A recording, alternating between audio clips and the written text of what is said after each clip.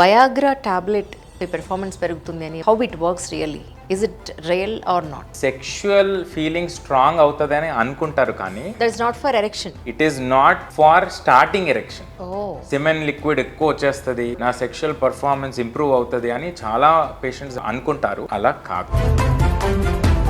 Twins ఇలా ఎలా పుడతారు? ఒక స్పర్మ్ ఒకటే ఎగ్లోకి వెళ్ళిన తర్వాత ఎంబ్రియో డెవలప్మెంట్ అనేది అప్పుడు మనకు ఐడెంటికల్ ట్విన్స్ వస్తారు. ఎప్పుడు కూడా ఇది మళ్ళీ మనకు కాంట్రవర్సీ, ట్విన్స్ అనగానే ఇద్దరు ఒకేలా ఉండరు. అప్పుడప్పుడు ఒక మేల్ ఉంటారు, ఒక ఫీమేల్ కూడా ఉంటారు. అబ్బాయి పుట్టాలన్నా అమ్మాయి పుట్టాలన్నా అవకాశం అమ్మాయిలో ఉందా అబ్బాయిలో ఉందా? అబ్బాయిలో please note this point your honour. Every baby is a women till the Y chromosome gives signal that away cells should become a male reproductive tract.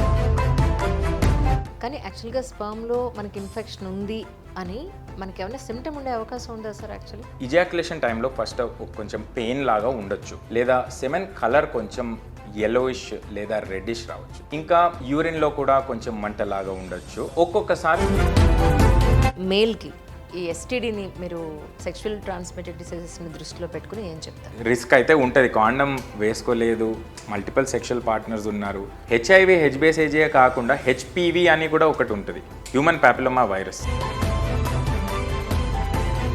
ఇప్పుడు అన్సేఫ్ సెక్షువల్ యాక్టివిటీ ఉంటే ఖచ్చితంగా డాక్టర్ దగ్గర ముందే విజిట్ చేసుకుని.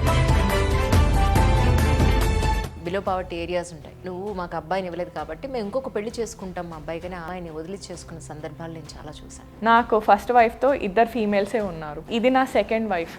ఇప్పుడన్నా నాకు male child కావాలి.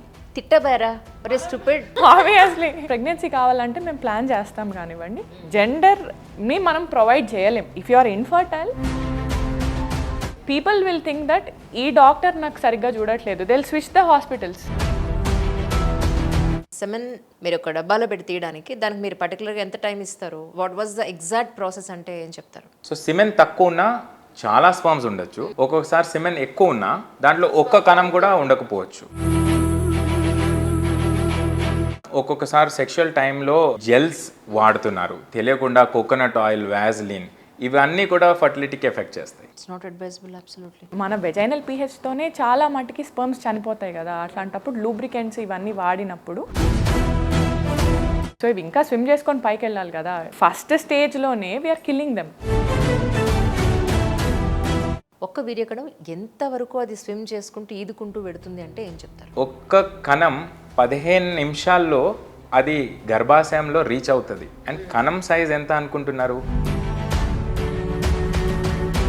స్పర్మ్లో infection అంటే ద సేమ్ టైం ఇంటర్కోర్స్ జరిగినప్పుడు ఫీమేల్ కూడా ఇన్ఫెక్ట్ అయ్యే అవకాశం ఉంటుందండి. బ్యారియర్స్ వాడకుండా మనము ఇంటర్కోర్స్ అయినప్పుడు కానివ్వండి, బయట నుంచి ఒక బ్యాక్టీరియా వచ్చినప్పుడు ఈ రెండింటికి ఇంబ్యాలెన్స్ అయి from the partner or it will be from the hygiene. So ఇప్పటి కాలంలో హైజీన్ అనేది అందరికీ తెలుసు. సో ఆరోగ్యంగా పిల్లల్ని కనాలి అని అంటే కనుక మేల్ పాయింట్ ఆఫ్ వ్యూలో మీరు డూస్ అండ్ డోంట్స్ ఏం చెప్తారు? స్మోకింగ్, ఆల్కహాల్, ఫ్రూట్స్ కరెక్ట్గా వాష్ చేసుకోవాలి. మీరు ఏ వర్క్లో ఉన్నారో అది high risk work first identify చేసుకోవాలి. కపుల్ ఇద్దరు వస్తారా మీ దగ్గరికి? లేదు మాకు ప్రెగ్నెన్సీ కన్సీవ్ అవ్వడం లేదు. Out of 100 if you see 40% వరకు couple will come, 60% still female comes. ఏం చెప్తారు సింగిల్గా ఫీమేల్ వస్తే కనుక? నెక్స్ట్ టైం హస్బెండ్ తీసుకొని రమ్మని చెప్తాను. So evaluation is always male and female together. Male internal parts washing విషయంలో వాళ్ళు కూడా చాలా రకాలు వాడుతున్నారు కదా, వీళ్ళు వాడడం వల్ల కూడా ఫీమేల్ హెల్త్ కూడా ఎఫెక్ట్ అయ్యే అవకాశం ఉంటుందా? అంటే పినెస్కి క్లీన్ చేసుకోనికి just normal pH balanced soap, ఆ ఏరియా కొంచెం డ్రై పెట్టుకోవాలి. జీన్స్ వేసుకొని సింథటిక్ అండర్ గార్మెంట్ వేసుకొని ఫంగల్ ఇన్ఫెక్షన్కి ప్రీడిస్పోజ్ అయిపోతున్నారు.